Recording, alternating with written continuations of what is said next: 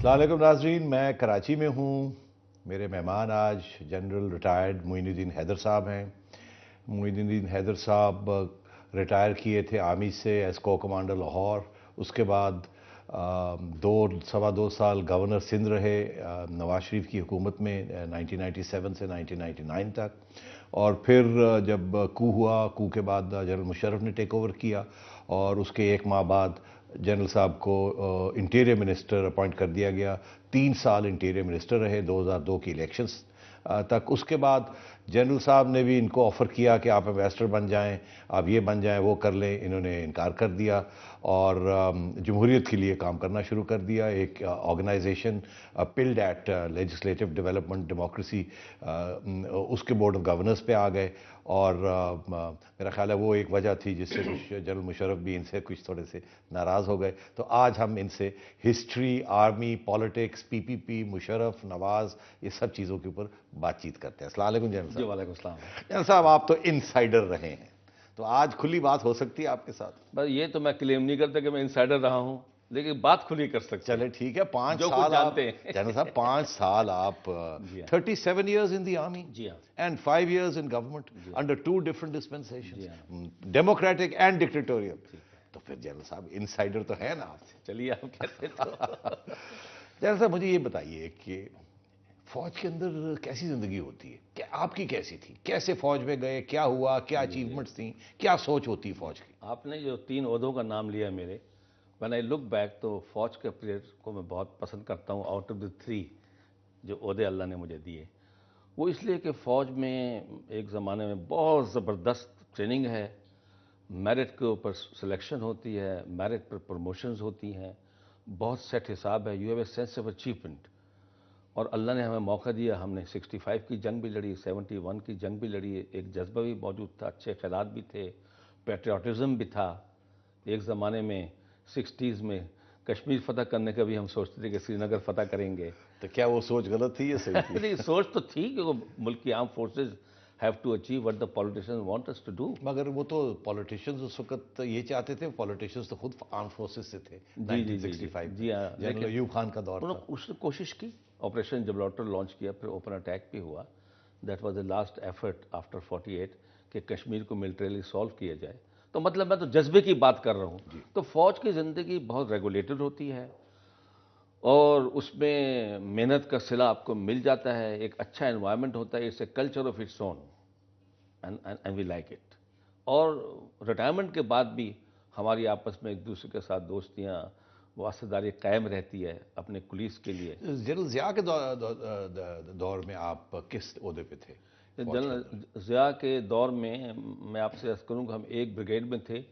He was commanding a regiment 22 cavalry اور میں first F F میں کیپٹن ایڈجوٹنٹ تھا. تو اس کے بعد پھر 65 کے بعد وہ جارڈن سے واپس آئے، ایکٹنگ جی او سی تھے. تو ان کو پھر میں بریگیڈیئر بھی ان کے سامنے تھا، ڈائریکٹر ملٹری ٹریننگ، جب وہ chief of the army staff as well as president تھے. جس دن انہوں نے کو کیا ہے جولائی 77 میں، اس دن میں اپنی بٹالین کی کمانڈ کمپلیٹ کر کے جیلوں میں جیون آپریشن جنرل کلو کے ساتھ پوسٹ ہوا تھا. اور پہلا ٹاسک ہم کو یہ ملا کہ بھئی اس شہر سے جو فیکس جا رہے ہیں اور ٹیلی فون جا رہے ہیں، ایکسچینج جا رہے ہیں، اس کے اوپر جو ہے کنٹرول کرو. تو کیا اس وقت آپ کا خیال تھا کہ کچھ ہونے والا ہے فوج کے اندر؟ جنرل صاحب مائٹ ٹیک اے ڈیسیژن. جی وہ اصل میں انڈیکیشنز آ چکی تھیں. جی میں خود بھی اس زمانے میں جب یہ الیکشنز ہوئے تو کھاریاں میں ہمارا ڈویژن تھا، لیکن ہم کو ٹاسک ملا سرگودا اور آس پاس کی 2-4 ڈسٹرکٹس کا کہ we have to provide law and order and see that elections are conducted smoothly. تو ہم سرگودا میں تھے. پھر وہیں پر یہ پی این اے کی تحریک کا جھگڑا شروع ہوا. پھر وہاں پر یہ فسادات پھیلتے گئے، لاہور کے، فیصل آباد کے بہت ہوا. تو نظر آ رہا تھا کہ یہ کب تک چلے گا، یہ قابو میں آئے گا کہ نہیں آئے گا. At one point of time general Zia Bhutto صاحب کو بہت سپورٹ کر رہے تھے. انہوں نے ایک نیا سسٹم نکالا تھا کہ rather than writing through corps commander, do commander, brigade commander جو نارمل فوج کا چینل ہوتا ہے، انہوں نے ایک کمانڈ کمیونیکیشن کا سسٹم نکالا. that he used to write sort of directive or a letter reaching to the battalion commander state. General Zia خود؟ ہاں. تو وہ اس طرح کا 4 پیج کا 5 پیج کا لیٹر آ جاتا تھا جس پہ وہ اپنے خیالات بیان کرتے تھے. تو وہ لیٹر اب تک فوج کے ریکارڈ میں سب جگہ موجود ہوگا. اس پر انہوں نے یہ کہا تھا کہ یہ پولیٹیکل حکومت ہے اور یہ الیکشنز کے اندر جھگڑا مگڑا ہو گیا ہے، لیکن ہمارا کام ہے کہ ہم بھٹو صاحب کو سپورٹ کریں. ہم سب کس مہینے میں یہ خط آیا کوئی یاد ہے؟ یہ جب الیکشن میں چھوٹا بہت جھگڑا شروع ہو گیا تھا، پھر انہوں نے کافی شرائط مان لی تھی. کوئی ریفرینڈم کی بات بھی آ گئی تھی کہ ریفرینڈم کراتے ہیں کہ الیکشنز دوبارہ ہوں یا نہ ہوں، تو انہوں نے اس کو سپورٹ کیا تھا. اور لیٹر میں یعنی کلیئر کٹ طریقے سے فوج کو رائٹنگ میں اندر سب بٹالین کمانڈرز تک یہ لیٹر پہنچا نیچے تک. تو جنرل صاحب کو سے کچھ گھنٹے پہلے یا ایک آدھ دن پہلے کچھ آپ کے اور آپ کے ساتھیوں میں کچھ اس قسم کی کوئی احساس ہو گیا تھا کہ شاید وی مے ہیو ٹو موو؟